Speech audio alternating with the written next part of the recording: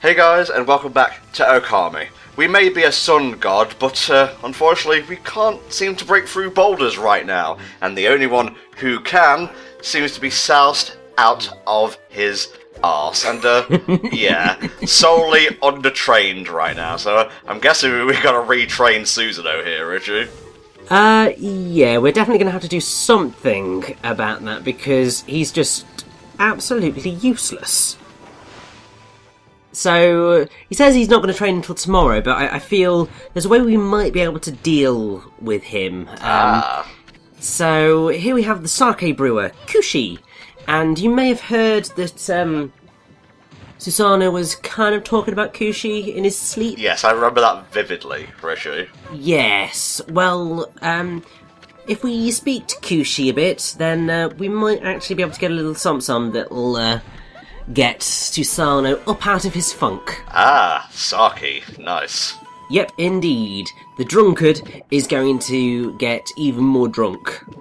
And that is how we are going to solve this problem. Did like this game have a thing on the back, you know, where it says like mature content, like blah blah blah blah blah blah blah blah? Did it say like alcohol and whatnot? To be fair, probably. I mean, if I recall correctly, it's rated T for teen, I think, and obviously that's because it's got references to alcohol, sexual references, and that sort of stuff. I think this may be the most adult game we've played on the channel as far. No, Tom. The most adult game, at least that I've been part of, was No More Heroes. Or, you know, Bayonetta, I suppose. Okay. Yeah. The way that we help out Susanoo with his training is he slashes and then we use a power slash, you know, just to give him a little bit of a helping out because he's using a wooden sword. How the hell is he going to cut through this sort of stuff? Okay, so explain this to me. Is he having, like, any impact on these slashes? Like, what percentage is Susanoo putting in here compared to our percentage? I think he might be... Well, I don't really know. Perhaps maybe 2%? That seemed a lot less than 2%, if you want my opinion.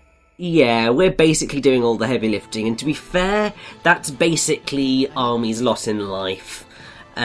Because some people see her as a god, others just think she's a wolf. So, not really everybody gets that she's kind of just helping out behind the scenes. Oh well, that's what a god is supposed to do. I guess, you know, help, but not solve everyone's problems 100%. Exactly. And also, to be fair, even if we were just being a wolf, or even if we were just helping out, I think Army would not be able to do anything to deal with Susanoo's ego. Mm-hmm. He would think that he did it all himself, all the time. So is he going to be like our new party member? Is he actually coming with us outside the village? No, so Susanoo basically fits the bill of recurring character. Okay. He's very important to the plot. Very important. Obviously, he's the descendant of Nagi. Yeah, I thought so. Nagi being the guy who killed Orochi the last time. Mm-hmm. So, very important in that respect. But basically, it's Army and Isun. They are the double team for this game, and while we will come across other characters who will become embroiled and essentially act as sort of party members in the sense of they will accompany us for a bit of a journey somewhere, there is no such thing as a party member in this game. It's not like what happened in Okami, where you did have actual party members. Man, THD fucking hates Okami. As do I, because it's a poor man's Okami, and it does everything in its power to try and make you feel emotionally attached to two characters, despite the fact that you only spend like 2 hours with them at a time. Yeah. So there's one character who you spend a bit of time with for the first 2 hours of the game, then he does not appear for the rest of the game. Right. Until right near the end, and they expect you to have formed a strong emotional bond with him. And it's just like, no. Seems like sloppy writing to me, but we're not here to talk about the sequel. Let's just bask in the glory that is the original game. Indeed, and even though we're playing the version that Hideki Kamiya says is junk, it's still freaking gorgeous. Well, he calls everything junk or trash, you know? This is true, but to be fair, he hasn't put a foot wrong in terms of the games he's created so far, so I think he can pretty much get away with it. You know, Bayonetta, like, at the time of us recording this, has recently gone up on Steam, so yes, that's cool. Like, a lot more people get to play it. I know, that makes me really happy. Also because, having seen the Digital Foundry video of it, it is the best version of the game to get, because it is pretty much a consistent 60 frames per second throughout, even on the highest setting. So you can play it as 4K or even 5K and it will still be 60, at worst 59-ish. That's really, really good. And gratifying as well, you know. Like, it would be enough to just port it and, like, maybe have it run at a locked 30, but they put the manpower and the effort in to make it the definitive experience. Yeah, well, I mean, the thing is obviously this is going a bit away from Okami, but I'll bring it back. So, Bayonetta was always a 60 frames per second game. Yeah. But it frequently dipped to around the 40s, but because the way the game was set up was that it was fluid, you never properly felt the frame drops, right, unless you were playing the PS3 version, in which case, hell yes, you felt those frame drops. Yeah, I've heard a lot of bad things about the PS3, in terms of ports, I should say. Yeah, it was one of the worst ports of all time, and it's the reason that Platinum Games then went on to use the PS3 as their prime console for development, so that nobody would ever do a PS3 port for them again. Yeah, they had a bad experience with that one. So, it was always 60 FPS, but now it's 100% definitive 60 FPS, and it's glorious. And also, obviously, we had a Nintendo Direct the other night, at which Bayonetta amiibo, hell yes! Both versions of Bayonetta as well, like 1 and 2, Beehive and Shorthair. Yes, I'm getting both. Obviously. I thought so, mate. I thought so. Now, back to Okami, because we've run out of tangential things to talk about. We just, stocking up before we head outside the village? Yes, so obviously because we helped that merchant out, he's now set up shop and we can buy stuff from him. Nice. I would recommend getting feedbacks. It depends what you exactly want to get at this point in time. I'd recommend seeds more so than anything. Because I would recommend trying to feed all of the animals in the world. Because feeding them gives you praise allows you to level everything up. Yes. Plain and simple. Grow fat, bunny. Grow fat and large so the villagers make you value and I get more praise. So yeah, it is definitely worth your while to get feed bags and to feed the animals. I still think I can do this. No, past me. I physically cannot. It's a new week and we're like 3 pots deep now. You should learn. Boy. It's fine. Everything's going to be fine in a couple of parts' time when I will finally get that power. I just want you to grow fat, bird. I don't really have any explanation as to why I'm feeding you. So, obviously at this point in the game, we don't have that much yen to play around with, so you do have to be slightly picky with what feed bags you purchase, but you're generally okay because all of the animals stay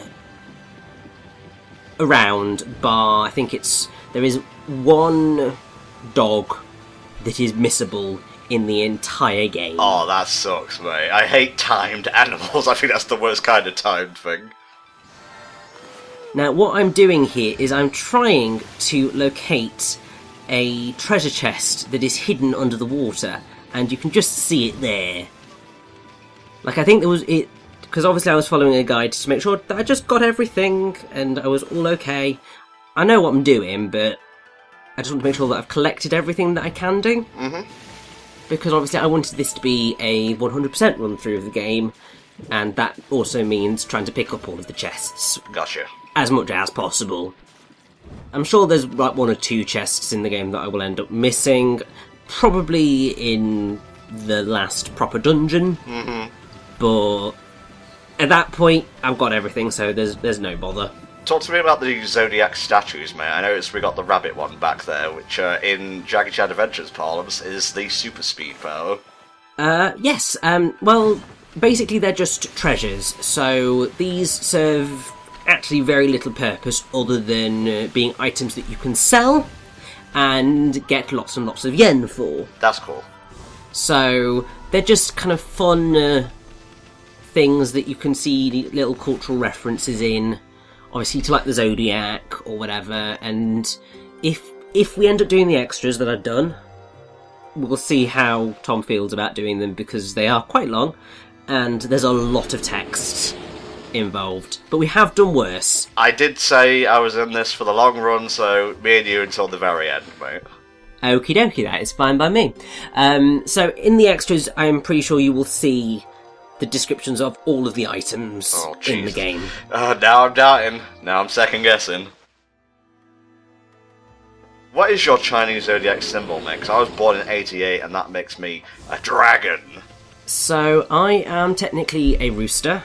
For many, many, many years I thought I was born in the year of the dog, because I was born in 1994. Yeah. But, no, because I was born in January, I was technically born in the year of the rooster. So that is what mine is. Which I'm gutted about, because I liked being in the year of the dog. But it's fine. Okay, so what are we doing now, mate, apart from going around feeding sparrows and whatnot? I mean, to be fair, this is pretty much the main business, is making sure we've fed all the animals in Kamiki Village as much as is possible. Oh, jeez. I think I'm just sort of working my way up to making sure I've completed as much as I can in the village, and then we are going to head out into the wide world. Wow. And see what awaits us. This really is an RPG of sorts. Indeed, and it's, as I believe I did say in the first couple of parts, it's got quite a slow start. Yeah, it's fine. I'm soaking in the atmosphere. Yeah, but it's one of those games that you just sit back and relax through more so than anything. That makes for good background noise, and I know some of you use comms as background noise. Don't sit out there pretending you don't. You're not watching the video feed. So yeah, it's quite relaxing in the grand scheme of things, and it does obviously pick up as we go along, but we've got to wait until then. Okay. And I think now that it's turned to night time, I'm just going to go through one last sweep of the village, because I want to pick up these hidden chests, and also I want to pop by Mrs. Orange's, because obviously she said if we pop by she'd give us some cherry cakes. So I'm having those cherry cakes, thank you very much. Better be cherry bacon. Whoa, what the hell? That's some fucking Akuma shit right there. That is entirely some Akuma shit right there. Obviously, Capcom game, Capcom reference. And there are plenty of them throughout this game. I'm looking forward to that. Now, I think I have accidentally missed something in their house, which I can get. I can get. It's just, I was being blind. Damn, man, your guilty conscience came out there a little bit. I know. You see, this is what happened. Obviously, it's been quite a while since I've recorded this footage, and obviously I haven't actually looked at it since. Because, I mean, why the hell would I? Oh, it's charming, Tom, it's charming, it's fine, move on. But I think that is nearly everything that we can do in Kamiki Village right now. Obviously, we're going to sell off all of these treasures. At least I hope we're going to sell them off, because there's nothing else we can do with the bloody things. And then, hopefully, we will be able to... Oh, come on, past me, what are you doing? Well, you've got treasure right there, why wouldn't you sell it? I love the money. Suppose I was just making sure that it was all in the treasure tome first, before I did anything. Oh, okay, so you've got like a bestiary for your treasures as well. Yes, so there's a lot of things that you can do 100%ing in, because you've got the bestiary, you've got the animal tome, which is all the animals. Obviously, bestiary is enemies. We will eventually get a fish tome. We've also got the treasure tome. There's a lot of tomes. I just had the most adorable mental image of Amy holding a fishing rod in her mouth and just, like, trying to fish up a trout or something. It's not quite how it's going to work, but you'll see. Okay.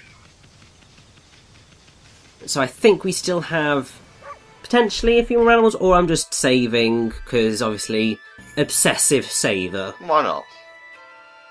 I mean, exactly, why not? And also, this was around the time, I think I was still on my hoppage at the time. I know, and this was when it was, or at least my cables were starting to freak out a little bit. So, it was just like, oh my god, just need to make sure that I've got everything, and also, horrendous crossfade, I know, but yes. This is a long time ago. You can't just, like, throw all your problems away by saying they're in the past, mate. You have to make up for them. No, don't laugh cheekily at me. I'm being serious. Oh, I know, but you see I'm slightly lazy. But anyway, we're in the Shinshu Field, which is looking pretty nasty right now. Yeah, indeed, one could call it cursed. Indeed they could, and the musical piece for this particular area, as it is now, is Cursed Shinshu Field. Ah, okay, so we have another person in the group who just names parts after musical pieces. Yes. I mean, basically, almost every single part in this game is named after a song. Oh man, look at the Twilight Realm, it's just encompassing everything right now. Indeed, and you do not want to be running into it, because it's not pleasant. I'm just saying, it's like Hyrule Field, like, and the fucking Twilight Shade is just everywhere. Like, we need to find, like, a portal so Midna can do her thing right now. It's not quite how it works in this game, but you'll see a little bit of what happens when you run into the cursed zone, because it's not pretty. And also, this cutscene decided to introduce itself just as we were about to get into a fight. Ah. So, Shinshu Field is clearly a Hyrule Field-esque area for this bit of the game. Mm-hmm. In it, you will find these floating scrolls which house the enemies. Basically, you can avoid them if you want to, but I would certainly, at least for the early parts of the game, recommend running into as many of these as possible. Yeah, because you got to beef yourself up for the journey ahead. Well, I mean, at the end of the day, fights don't actually do anything for you, because other than give you yen, but if you go into them, you can get loads of dragon fangs, and that's useful. Also, because we would be ultimately sat here for a very, very, very long time if I left in all the fights, I'm only leaving in required fights, and anything that requires, well, anything in which we meet a new enemy, or if we get anything interesting out of it. Yeah, that's cool, man. That's cool. It's basically the way Mexi does stuff when he, like, records RPGs. Exactly. I mean, it'd just be difficult to do otherwise, and, yeah, this is what happens when you go into the cursed zone. It's not pleasant. Jeez. I almost wish I was in the Twilight Realm. No, well, Xanth's in control, I should say. It seems a bit dire. Now, we can't do anything with that tree just yet. So there is only one place that we can go, ultimately. And thankfully it's turned to the day now, so we get lovely sad piece of music, which is the Cursed Shinshu Field proper. These fades are pretty slick, man. I'm impressed. It almost makes up for you doing that horrible crossfade earlier. You see, I did my best. It's just sometimes it was better than others. Mm-hmm. So why does this man not have a name? Is he cursed as well? Nobody knows. He is just the nameless man. And he is a potter by trade, actually. Something that will become important in a side quest later down the line. But he's mentioning about Hana Valley, and mentioning that Susanoo went there. So, basically, that is where we're heading right now. Do we have to play fucking rescue mode people right now? Not really. You'll see about Susanoo. He's all bluster, very little actual sense. I would have likened him to Master Roshi, but Master Roshi can throw down when the time comes. So, sorry Roshi, didn't mean to shit-talk you by comparing you to someone lesser. Come back later today for another part of Okami. See you then, guys.